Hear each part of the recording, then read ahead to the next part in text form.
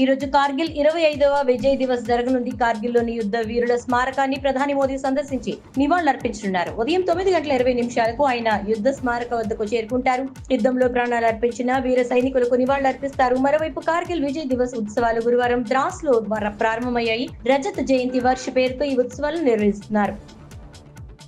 ప్రధాని షేక్ హసీనా ప్రభుత్వ సహకారంతో 6,700 మంది భారతీయ విద్యార్థులు బంగ్లాదేశ్ నుంచి తిరిగి వచ్చారని విదేశాంగ మంత్రిత్వ శాఖ అధికార ప్రతినిధి రణధీర్ జైస్వాల్ తెలిపారు. భారత హైకమిషన్ సురక్షిత ప్రయాణాన్ని ఏర్పాటు చేసిందన్నారు.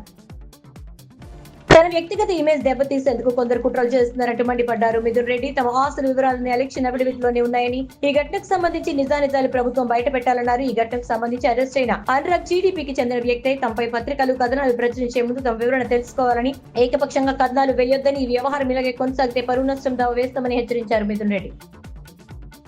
80% మంది ఎమ్మెల్యేలపై గతంలో అక్రమ కేసులు పెట్టారని మంత్రి నారా లోకేష్ అన్నారు. జగన్ అక్రమ కేసుల బాధితుల్లో తాను ఒకటినన్నారు. జగన్ హయాంలో తనపై 20కి పైగా అక్రమ కేసులు పెట్టారన్నారు. ప్రతిపక్షం లేకుండా చేరని కేసులు పెట్టిన ఈయన చరిత్ర జగన్ది అని లోకేష్ మండిపడ్డారు. ఇండియా కూటమి సహాయం సహకారాలతో ఇకపై జాతీయ స్థాయిలో ఏపీ అధికార పార్టీపై ఉద్యమాలు చేసేందుకు జగన్ సిద్ధమవుతున్నట్లు తెలుస్తోంది. జగన్ ఢిల్లీ ధర్నాలో ఉన్నప్పుడు సమాజ్వాదీ పార్టీ నేత అఖిలేష్ యాదవ్, తృణమూల అధినేత మమతా బెనర్జీ సైతం జగన్ కు మద్దతు తెలిపారు. తమ ధర్నాకు మద్దతు తెలిపిన వారందరికీ మాజీ సీఎం జగన్ కృతజ్ఞతలు తెలియజేశారు. దేశవ్యాప్తంగా ప్రస్తుతం 102 వందే భారత్ ఎక్స్ప్రెస్ రైళ్లు అందుబాటులో ఉన్నాయని రైల్వే శాఖ మంత్రి అశ్విని వైష్ణవ్ తెలిపారు. శివసేన ఎంపీ ఓం ప్రకాష్ గోపాల్ సిన్హా లోక్సభలో అడిగిన ప్రశ్నకు రైల్వే మంత్రి సమాధానమిచ్చారు. రద్దీకి అనుగుణంగా మరిన్ని రూట్లలో వందే భారత్ రైలు నడిపేందుకు ప్రభుత్వం సిద్ధంగా ఉందన్నారు. 19 జూలై 2024 నాటికి భారతీయ రైల్వే నెట్వర్క్ లో 102 వందే భారత్ రైళ్లు నడుస్తున్నాయని చెప్పారు.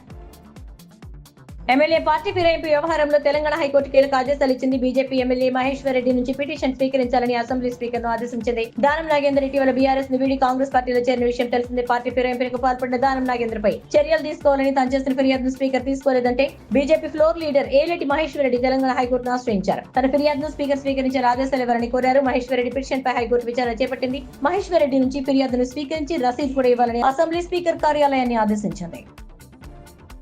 కొలంబియా దేశానికి చెందిన దివంగత mafia king narco terrorist Pablo Escobar గవేరియాతో జగన్ ని పోల్చారు సీఎం చంద్రబాబు. నిన్న ఏపీ అసెంబ్లీలో ఇవాళ శ్వేతపత్రం విడుదల చేసిన సందర్భంగా ఈ కామెంట్స్ చేశారు. తన 40 ఏళ్ల రాజకీయ ప్రస్థానంలో జగన్ వంటి నేతను ఎక్కడ చూడలేదని, అందుకే అతన్ని ఎస్కోబార్ తో పోల్చుతున్నారని చంద్రబాబు తెలిపారు. టీటీడీ అదనపు ఈవోగా ఐఆర్ఎస్ అధికారి చిరుమామిళ్ల వెంకయ్య చౌదరిని ప్రభుత్వం నియమిస్తూ ఉత్తర్వులు జారీ చేసింది.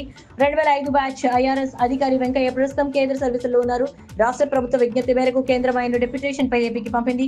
ఇప్పటికే సీనియర్ ఐఏఎస్ అధికారి శ్యామల్ రావుని టీటీడీ ఈవోగా ప్రభుత్వం నియమించిన సంగతి తెలిసిందే. పురుగుల మందుల వినియోగంతో రైతుల్లో క్యాన్సర్ ముప్పు పెరుగుతోందని ఒక రీసెర్చ్ ద్వారా తెలుస్తోంది. మొత్తం 69 రకాల పురుగుల మందుల ప్రభావాలను నిశితంగా పరిశీలించిన అమెరికా పరిశోధకులు ఈ విషయాన్ని తెలియచెప్పారు. భారత్ లో విస్తృతంగా వినియోగించే అసిఫేట్, మోటోలాక్లోర్, మిథోమైల్ ఈ జాబితాలో ఉన్నాయి.